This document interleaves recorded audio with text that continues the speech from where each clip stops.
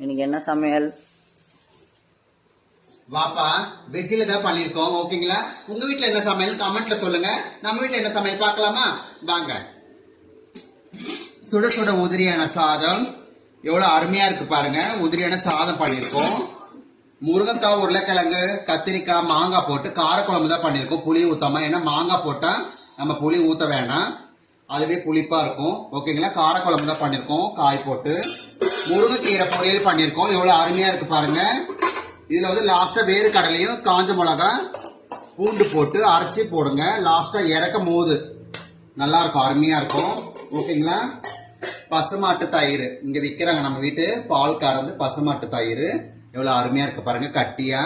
Okay, இந்த வெயிலுக்கு எதமா பசுமாட்டு தயிர். மாங்காய் ஊறுக்கா, நாட்ட குரு ஊறுக்கா தான் மாங்காய் ஊறுக்கா. ஓகேங்களா?